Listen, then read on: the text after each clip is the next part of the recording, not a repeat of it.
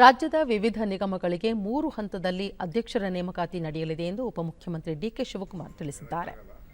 ದೆಹಲಿಯಲ್ಲಿಂದು ಸುದ್ದಿಗಾರರೊಂದಿಗೆ ಅವರು, ಮೊದಲ ಹಂತದಲ್ಲಿ ಶಾಸಕರನ್ನು ನಿಗಮ ಮಂಡಳಿಗಳಿಗೆ ನೇಮಿಸಲು ಕ್ರಮ ಕೈಗೊಳ್ಳಲಾಗುವುದು. ನಂತರ ಕಾರ್ಯಕರ್ತರಿಗೆ ಅವಕಾಶ ಮಾಡಿಕೊಡುವುದಾಗಿ ಹೇಳಿದರು. ಕಾಂಗ್ರೆಸ್ ಕಾರ್ಯಕಾರಿ ಸಭೆಯಲ್ಲಿ ಭಾಗವಹಿಸಲು ದೆಹಲಿಗೆ ಬಂದಿದ್ದೇನೆ.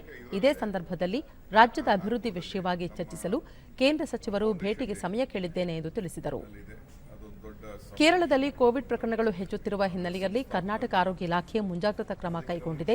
ಅನಗತ್ಯ ಆತಂಕ ಬೇಡ ಎಂದು ಸ್ಪಷ್ಟಪಡಿಸಿದರು. ಬೆಳಗ್ಗೆ ಇತ್ತು, ತಿರ್ಗಾ ಸಾಯಂಕಾಲ ಆಯಿತು. ನಮ್ಮ ಪಕ್ಷದ ಕೆಲವು ವರಿಷ್ಠರನ್ನು ಭೇಟಿ ಮಾಡ್ತಾ ಇದ್ದೀವಿ. ಕೆಲವು ಸೆಂಟ್ರಲ್ ಟೈಮ್ ಕೇಳಿದ್ದೀವಿ. ನಾನು ಪ್ರೈಮ್ ಮಿನಿಸ್ಟರ್ ಟೈಮ್ ಕೇಳಿದ್ದೆ. ಇನ್ನೇನು ಪೇಪರ್ ನೋಡ್ತಾ ಇದ್ದಾರೆ. ಮುಖ್ಯಮಂತ್ರಿಗಳು ಟೈಮ್ ಕೊಟ್ಟಿದ್ದಾರೆ. ನಾನು ಇರಿಗೇಷನ್ ನಿರ್ಮಲಾ ಸೀತಾರಾಮನ್ ಅನೌನ್ಸ್ ಮಾಡಿದ್ರು 5,400 ಕೋಟಿ ಕೊಡ್ತೀನಿ ಅಂತ.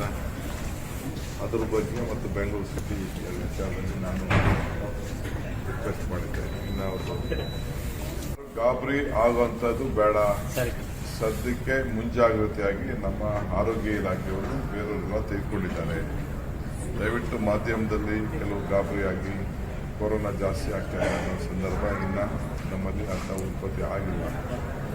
ಸೊ ಅದರಿಂದ ಯಾರು ಗಾಬರಿ ಪಡೋದು ಬೇಡ.